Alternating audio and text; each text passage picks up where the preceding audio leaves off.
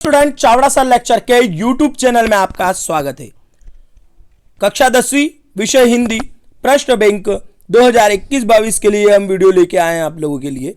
और आपका जो पेपर 18 तारीख के दिन होने वाला है उसके लिए हम आपको प्रश्न बैंक का संपूर्ण हल 2 पार्ट में देंगे, आधा इस वीडियो में आधा अगले वीडियो में देने वाले हैं। तो आइए शुरुआत करते हैं, बिना देर करे हम इस वीडियो की आगे।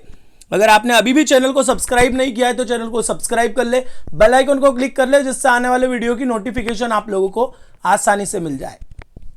तो वीडियो में एंड तक बने रहे ना। आप स्क्रिप्ट करोगे तो बहुत सारी जानकारी वीडियो की आप लोगों को नहीं मिल पाएगी, क्योंकि स्क्रिप्ट करने से कोई सार ही नहीं है। हर एक सेकंड में आपको कुछ ना कुछ सीखने को मिलेगा, इसलिए स्क्रिप्ट करने की जरूरत नहीं है। वीडियो को आप लगातार वीडियो देखते जाए, चलता रहेगा। हम नॉन स्टॉप आप लोगों को बताने वाले हैं, इसलिए आप लोग वीडियो को स्क्रिप्ट बिल्कुल भी ना करें। तो आइए शुरुआत करते हैं। सबसे पहले ब्लूप्रिंट पर नजर डालते हैं। तो ब्लूप्रिंट पे अगर नजर डालें हम, तो जो आपकी ब्लूप्रिंट है 17 नंबर का आपका पद्य खंड है, 14 नंबर का आपका गद्य काव्य खंड जो होता है वो है, 14 नंबर का काव्य बोध है, 17 का काव्य खंड है। उसके बाद क्षितिज है आप लोगों का, क्षितिज का गद्य खंड और भाषा बोध, फिर कृतिका, फिर अपठित, फिर पत्र लेखन और निबंध लेखन। तो ये ब्लूप्रिंट तो वैसे आप लोगों ने देखी रखी होगी। आगे बात करता हूं मैं, एक एक पार्ट लेते हैं, स्टार्टिंग से शुरुआत करते हैं। क्षितिज से शुरुआत करते हैं। 17 नंबर का जो क्षितिज है वहां से शुरुआत करते हैं। 7 ऑब्जेक्टिव आने वाले हैं, वेरी आईएमपी ऑब्जेक्टिव, क्योंकि इस बार 32 नंबर के ऑब्जेक्टिव आएंगे। और याद रखना 32 नंबर बहुत ज्यादा होता है। अगर हमारे ऑब्जेक्टिव ही सारे हो जाते हैं तो हम पास हो जाते हैं सभी विषय में, इसलिए ऑब्जेक्टिव पे ज्यादा फोकस कीजिए। आइए शुरुआत करते हैं आगे की। पहले ऑब्जेक्टिव से लेते हैं। तो हमारा पहला ऑब्जेक्टिव जो दे रखा है, वो है हिंदी के पद्य साहित्य का दूसरा काल है। हिंदी के पद्य साहित्य का दूसरा काल है भक्ति काल। आधुनिक काल का आरंभ कब हुआ था? आधुनिक काल का आरंभ 1900 में हुआ था। छायावाद के संदर्भ आधार स्तंभ कवि नहीं है, तो छायावाद के आधार स्तंभ कवि जो है वो सूरदास नहीं है। प्रयोगवाद के कवि कौन है? तो प्रयोगवाद के कवि अज्ञेय हैं। नई कविता के कवि है, नई कविता के कवि है रघुवीर सहाय। और भक्ति काल की समय सीमा है, तो भक्ति काल की समय सीमा है 1375 से 1700 तक। इसके बाद आगे और देखते हैं। तो आगे के ऑब्जेक्टिव है हमारे 7वें नंबर की बात करते हैं। तो 7वां नंबर का जो ऑब्जेक्टिव है वो है प्रयोगवाद का आरंभ कब हुआ? तो प्रयोगवाद का आरंभ 1943 में हुआ। नंद नंदन का प्रयोग किया गया था। किसके लिए किया गया था? कृष्ण के लिए किया गया था। गोपियों को ज्ञान व योग की बातें लगती है, तो गोपियों को ज्ञान और योग की बातें लगती है कड़वी ककड़ी सी। गोपियों ने श्री कृष्ण की तुलना किससे की है? हारिल की लकड़ी से की है। व्याधि शब्द का अर्थ है रोग। सुर के ब्रज में भाषा है, सुर के पद में भाषा है, तो ब्रज भाषा है। और मर्यादा न लही के माध्यम से मर्यादा की बात कही गई है, तो काय की? प्रेम संबंध की। तो ये हो गए 13 तक। और आगे देखते हैं। अगर आपने हमारे चैनल को सब्सक्राइब नहीं किया है तो चैनल को सब्सक्राइब जरूर कर लें। प्रश्न नंबर 14 दो दे रखा है, वो दे रखा है कि सूरदास के गुरु कौन थे? तो वल्लभाचार्य जी थे। सूर के आराध्य कौन थे? श्री कृष्ण थे। पूर्तिन पात का अर्थ क्या है? कमल का पत्ता है। सुर की रचना नहीं है, तो सुर की रचना कौन सी नहीं है? विनय पत्रिका तुलसीदास की रचना है, इसलिए सुर की रचना नहीं है। परशुराम को व्यंग भरे उत्तर किसने दिए? वो लक्ष्मण ने दिए थे। उसके बाद परशुराम, शिव धनुष टूटने पर कौन क्रोधित हुए थे? तो परशुराम हुए थे। तो ये हो गया 19। और आगे देखते हैं। आप लोगों ने वीडियो को लाइक नहीं किया है तो वीडियो को लाइक जरूर कर दे फटाफट। रामचरितमानस की भाषा है, रामचरितमानस की भाषा अवधी है। राम लक्ष्मण के गुरु का नाम था, तो राम लक्ष्मण के गुरु का नाम जो था वो विश्वामित्र था। सहस्त्रबाहु का वध किसने किया था? परशुराम ने किया था। कवि अपनी आत्मकथा को बता रहा है, किसको बता रहा है? भोली बता रहा है। कवि अपनी आत्मकथा को भोली बता रहा है। थके पथक की पथा में अलंकार कौन सा है? तो अनुप्रास अलंकार है। छायावाद के प्रतिनिधि कवि कौन है? तो छायावाद के प्रतिनिधि कवि जो है वो है जयशंकर प्रसाद है। छायावाद के प्रतिनिधि कवि जयशंकर प्रसाद। प्रसाद जी को कामायनी पर पारितोषिक मिला था, मंगला पारितोषिक मिला था उनको। इसके बाद अगला देखते हैं 27। आप लोग किस जिले से, किस तहसील से हमारा वीडियो देख रहे हैं कमेंट में जरूर बताएं, जिले का नाम जरूर बताएं, जिससे हमें पता चलता रहे कि हमारे वीडियो कहां तक चल रहे हैं। 27वां है, 27वां में आएगा साये में धूप। 28वां उत्साह कविता में बादल प्रतीक किसके हैं? तो उत्साह पर कविता में जो बादल है वो धूप, साये में धूप के बाद अगला जो है वो एक क्रांति के प्रतीक है। कवि ने बादलों को किसकी कल्पना के सामने पाले हुए माना है? तो उसने बाल कल्पना के सामने पाले हुए माना है। कवि ने बादलों के लिए विशेषण प्रयोग किया है। तो कवि ने बादलों के लिए जो विशेषण प्रयोग किया है वो नवजीवन वाले हैं। कवि बादलों से बरसने का आह्वान कर रहे हैं क्योंकि आकाश को घेर कर बरसने को, ग वाला। कवि ने तृप्त धारा के माध्यम से संकेत क्या किया है? तो कवि ने तृप्त धारा के माध्यम से संकेत किया है जन सामान्य की पीड़ा को। और आगे देखते हैं,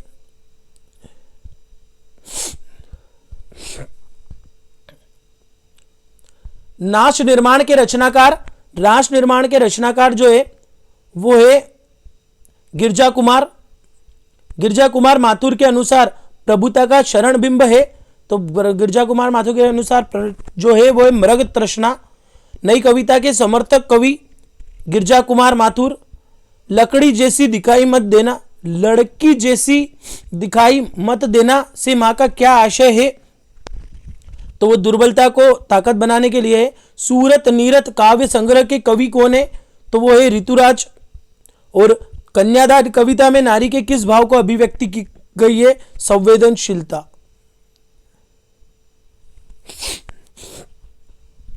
और आगे देखते हैं,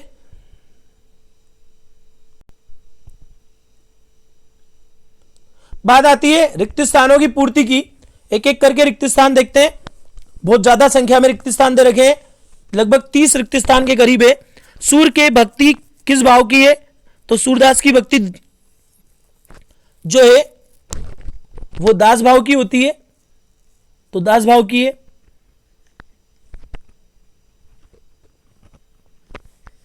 सूरदास जन्म से जन्मांध थे वो।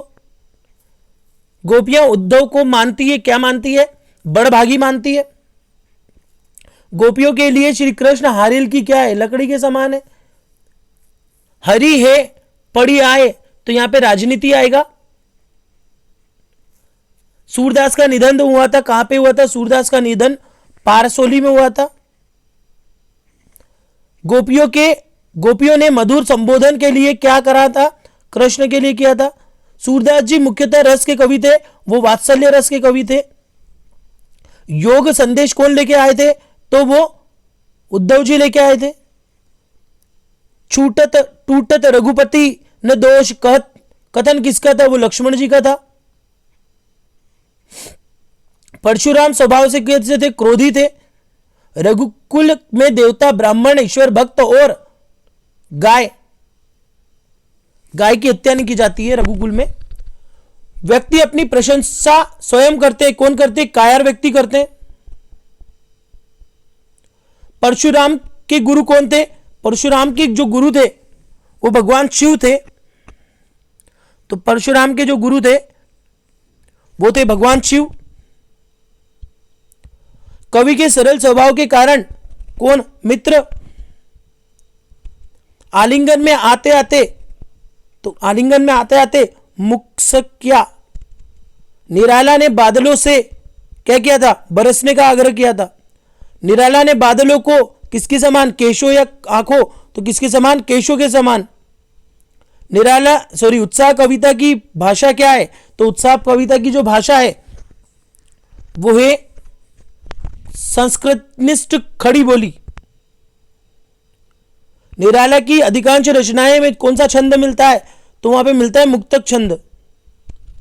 और आगे देखते हैं। बिल्कुल आप इस वीडियो को स्क्रिप्ट ना करें, वीडियो को स्क्रिप्ट करने के चक्कर में आपके ऑब्जेक्टिव छूट जाएंगे या कोई भी क्वेश्चन छूट जाएगा।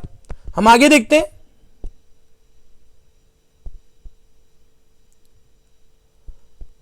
नेक्स्ट है द्विधार्थ साहस का शाब्दिक अर्थ क्या है? तो इसका शाब्दिक अर्थ है साहस होते हुए दुविधाग्रस्त रहना। हर चंद्रिका में छिपी एक बात है, तो वो क्या है? कृष्णा। कविता छाया मत छूना में अतीत की स्मृतियों को भूलकर वर्तमान का सामना कर का वर्णन करने का संदेश दिया है, वो क्या है?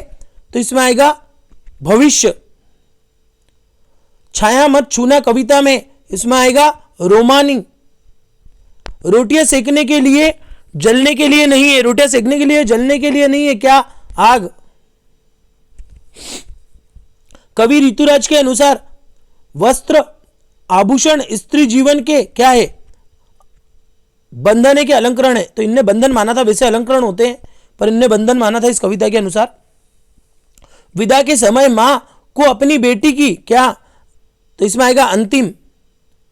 ऋतुराज ने 40 वर्षों तक क्या? तो क्या अंग्रेजी। सोमदत्त परिमल सम्मान को मिला था, किसको मिला था? तो क्या ऋतुराज को। और ऋतुराज की कविताएं हैं कौन सी है? तो छंद मुक्त है। तो ये हो गए आपके खालिस्तान। विशेष निवेदन किया है, अगर आपने कमेंट में अभी तक भी अपने जिले का नाम नहीं बताया है तो जिले और गांव का नाम जरूर बताएं। आगे देखते हैं जोड़ियां।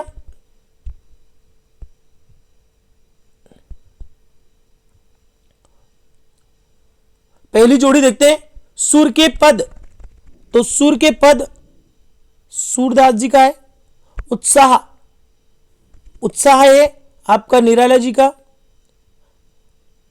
तो जो उत्साह है निराला जी का, इधर साइड वाले। हाँ,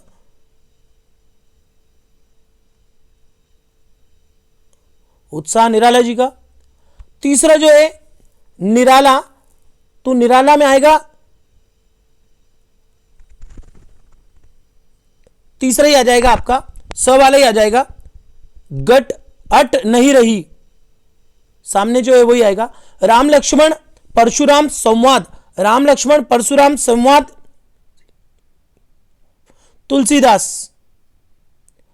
छाया मत छूना, छाया मत छूना पांचवा ऋतुराज। आत्मकथ्य, आत्मकथ्य जो है वो आएगा जयशंकर प्रसाद। और कन्यादान वो आएगा आपका गिरजा कुमार माथुर। उसके बाद है विनय पत्रिका, विनय पत्रिका आएगा तुलसीदास। कामायनी, कामायनी आपका आएगा जयशंकर प्रसाद। साहित्य लहरी, साहित्य लहरी आपका आएगा सूरदास। शीला पंख चमकीले, इसमें आएगा आपका गिरजा कुमार माथुर। और पुल पर पानी वो आएगा आपका ऋतुराज। और अगली जोड़ी देखते हैं मधुकर, मधुकर में आएगा आपका उद्धव। मदन महिप, उसमें आएगा आपका ऋतुराज। श्री ब्रज दुल्ह, श्री ब्रज दुल्ह में आपका आएगा सी वाला ही सामने श्री कृष्ण। प्रातः ही जगावत, इसमें आपका आएगा डी वाला ही बसंत। और प्यारी राधिका को प्रतिबिंब, इसमें आएगा आपको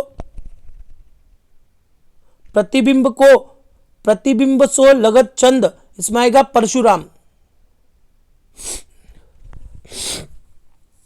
तो ये आपकी जोड़ी हो गई। एक जोड़ी और है वो भी देखते हैं।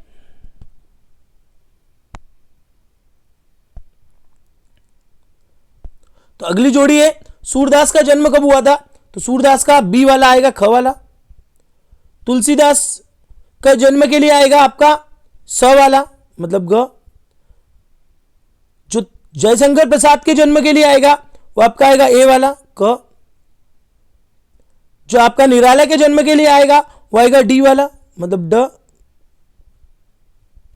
सॉरी चौथा।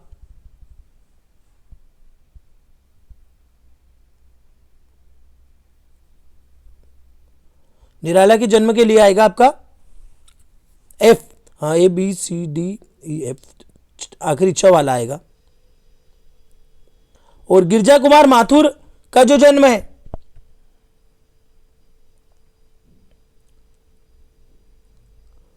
पांचवे का आएगा आपका घ वाला, और ऋतुराज का आएगा 1940 में। तो ये आपकी जोड़ी होती है। अब बात करते हैं एक वाक्यों के उत्तर की, तो आप लोग उत्तर सुनने की कोशिश करना कि एक लाख वाक्य के उत्तर हम एक एक बता रहे हैं, कोशिश करेंगे सारे उत्तर आप लोगों को इसी वीडियो में अवेलेबल हो जाए। उत्तरों की संख्या बहुत ज्यादा है, सिर्फ आपको मैं मौखिक उत्तर बोल के बता पाऊंगा। तो यहां एक एक की बात करते हैं। सबसे पहले की बात है, सूरदास भक्ति काल की किस शाखा के कवि थे? तो सूरदास भक्ति काल की कृष्ण भक्ति शाखा के कवि थे। किसके थे? कृष्ण भक्ति शाखा के कवि थे। इसके बाद है नेक्स्ट है, गोपियों के अनुसार राजा का क्या धर्म होता है? तो गोपियों के अनुसार राजा का जो धर्म होता है वो होता है प्रजा का हित। क्या होता है? प्रजा का हित होता है। तो प्रजा का हित ही राजा का धर्म होता है। तीसरा, सूर सारावली के कवि के नाम से जाने जाते हैं। सूर सारावली के कवि के नाम से कौन जाने जाते हैं?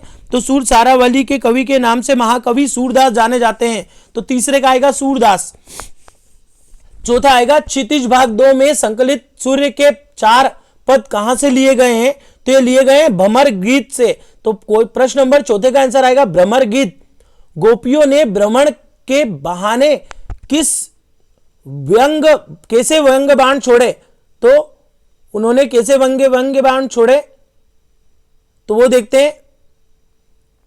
जो पांचवा उत्तर है वो पांचवे में आएगा आपका, गोपियों ने भ्रमर के बहाने उद्धव पर, किसके ऊपर छोड़े थे? उद्धव के ऊपर, जो कृष्ण जी के मित्र थे उनके ऊपर, उद्धव के ऊपर।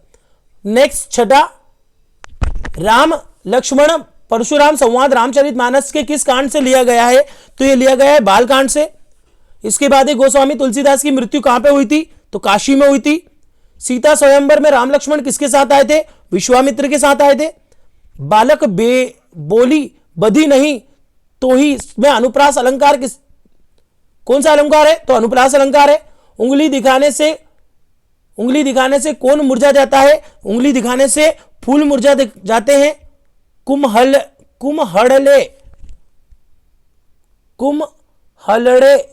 के फूल मुरझा जाते हैं। किसके फूल मुरझा जाते हैं? कुम्हलड़े के फूल मुरझा जाते हैं।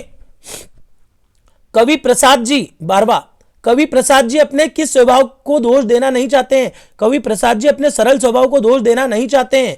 मुरझाकर गिर रही पत्तियां किसका प्रतीक है? निराशा का प्रतीक है। आत्मकथा कविता में किस पक्ष की अभिव्यक्ति हुई है? इसमें यथार्थ एवं अभाव पक्ष की अभिव्यक्ति हुई है। प्रेयसी के कोपलों की लालिमा किसकी तुलना की गई है? तो प्रेयसी की कोपलों की लालिमा की तुलना उषा काल की अरुणिमा से की गई है। किससे की गई है? उषा काल की अरुणिमा से। प्रश्न नंबर 15 देखते हैं। प्रसाद जी के आलिंगन में आते जाते क्यों भाग गया? प्रसाद जी के आलिंगन में आते आते क्या भाग गया? तो क्या भाग गया था? जीवन का सुख भाग गया था। बादल के हृदय में कौन छिपा है? बादल के हृदय में बिजली छिपी है। विश्व के सकल जन कैसे हो रहे हैं? विश्व के सकल जन गर्मी से व्याकुल हो रहे हैं। घेर घेर घोर गरगोर में कौन सा अलंकार है?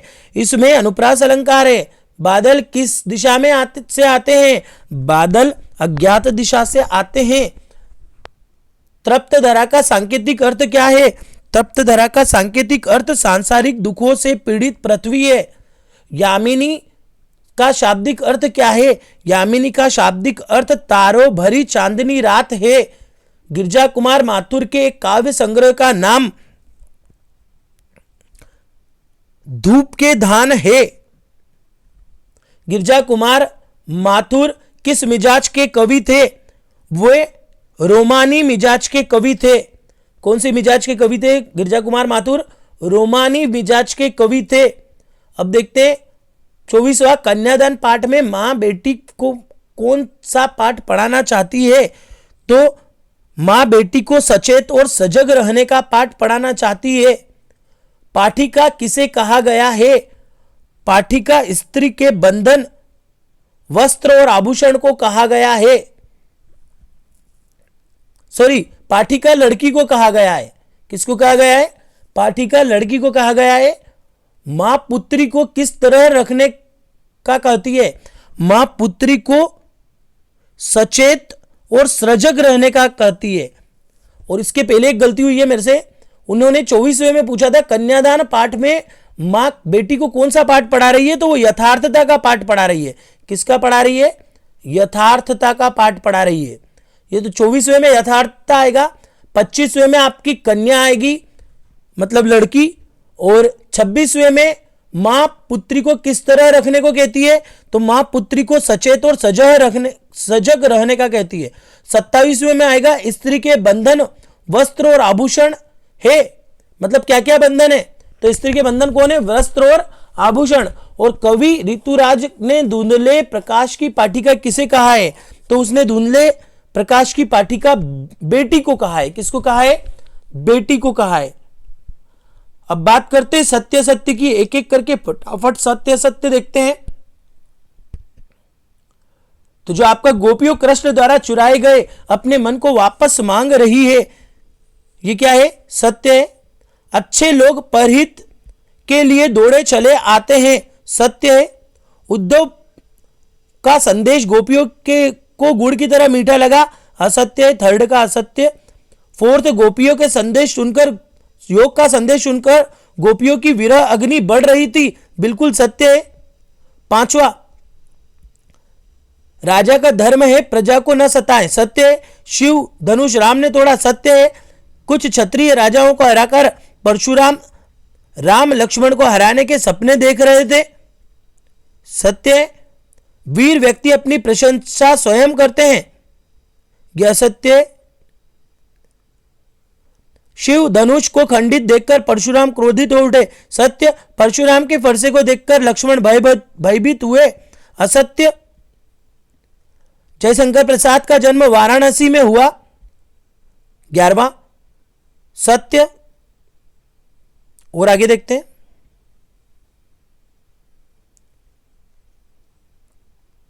इसके बाद है आत्मकथ्य कविता पहली बार 1932 में हंस के आत्मकथा विशेषांक में प्रकाशित हुई,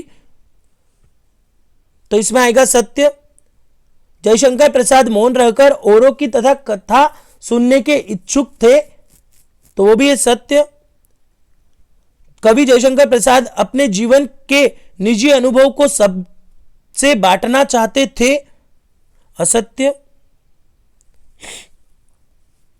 15वां, कवि प्रसाद ने अपने मन को भंवरे का रूप दिया, सत्य। विशेष निवेदन है, अगर आपने चैनल सब्सक्राइब नहीं किया तो चैनल को सब्सक्राइब कर ले, बेल आइकन को क्लिक कर दे, जिससे आने वाले वीडियो की नोटिफिकेशन मिल जाए।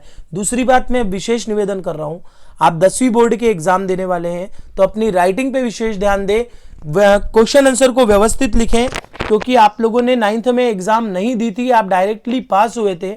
तो विशेष निवेदन है 10वीं में आप लेखन शैली पे भी ध्यान दें, क्योंकि हिंदी के पेपर में लेखन शैली का बहुत महत्व होता है। अच्छी राइटिंग लिखें, साफ सुथरा लिखें। आगे और देखते हैं, उसके पहले आप लोग अपने जिले का नाम और गांव का नाम जरूर कमेंट में लिख दें। आगे देखते हैं अगला प्रश्न नंबर 16, अट अट